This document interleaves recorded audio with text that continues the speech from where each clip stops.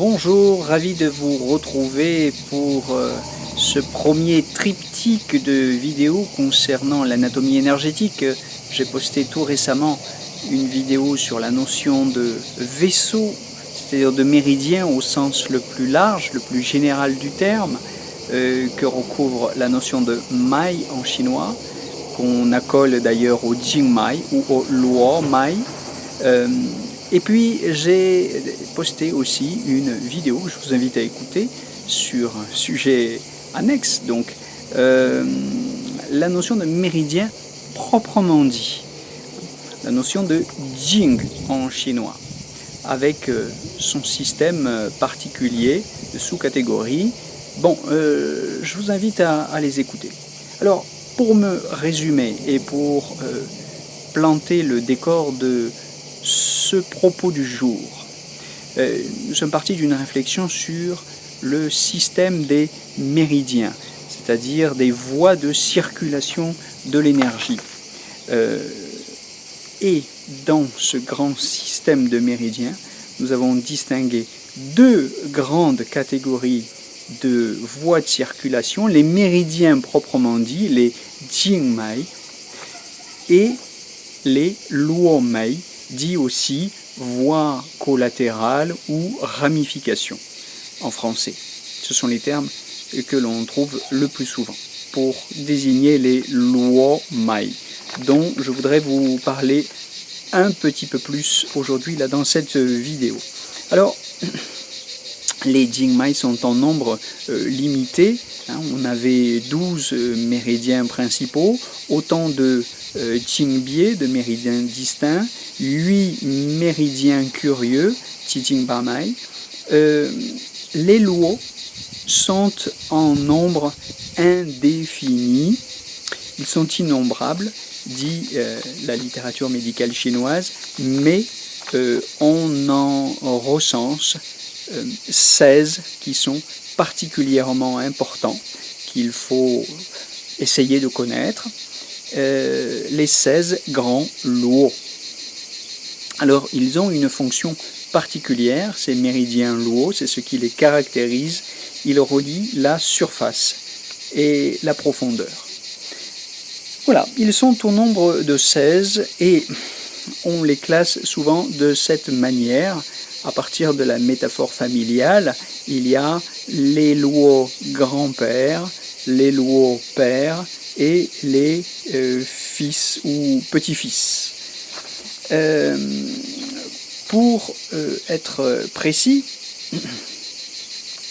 ces luo grands-pères sont aussi ce qu'on appelle les luo primaires ou longitudinaux. Ils dépendent des méridiens principaux. Voilà, ce sont les méridiens grands-pères. C'est d'eux que dérivent les luo pères et les sun luo, c'est-à-dire les méridiens luo tertiaires ou petits-fils. Voilà, donc on a des luo primaires, des luo secondaires et des luo tertiaires, des luo grands-pères, des luo pères et des luo petits-fils. Voilà, je crois que dit de cette manière, c'est assez facile à retenir. Les luo primaires ou longitudinaux sont les méridiens ou les vaisseaux luo, si vous voulez, les ramifications pour être plus exact, ou les voies collatérales, d'où dérivent les luo transversaux, qui sont les luo pères, et les luo tertiaires ou verticaux. Et c'est de ces luo verticaux, fu luo, que dérivent enfin les xue luo, xue désignant le sang, mais ici, c'est pour désigner une catégorie encore plus délicate, encore plus subtile de luo. Voilà. On les appelle les luo horizontaux. Donc longitudinaux, transversaux, verticaux et horizontaux, on peut classer les vaisseaux luo en fonction de cette terminologie. Alors, il y en a d'abord 12, puisqu'il y a 12 méridiens principaux et que les luo dérivent de ces méridiens principaux, des Jingzheng, bien qu'ils constituent une catégorie de méridiens à part, bon, je pense que c'est clair, mais il y en a 12 au départ.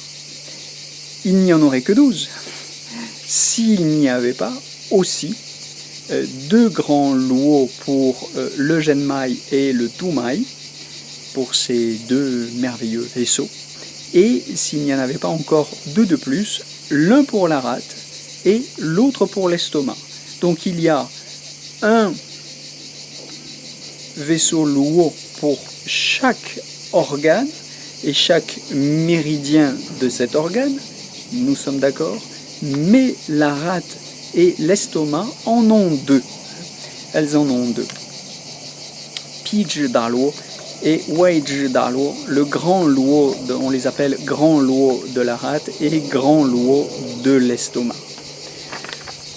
Voilà, j'espère que cette petite vidéo contribue à clarifier l'idée que vous faisiez du système des méridiens en médecine traditionnelle chinoise, quelque chose qui est relativement important et qui va nous donner un certain nombre d'éclairages très utiles, pas simplement pour la connaissance, mais aussi pour la pratique clinique et la pratique du diagnostic. C'est ce qui va nous permettre de comprendre un certain nombre de symptômes qui peuvent parfois nous sembler originaux et incohérents, mais qui s'expliquent par les voies de circulation de l'énergie dans le corps.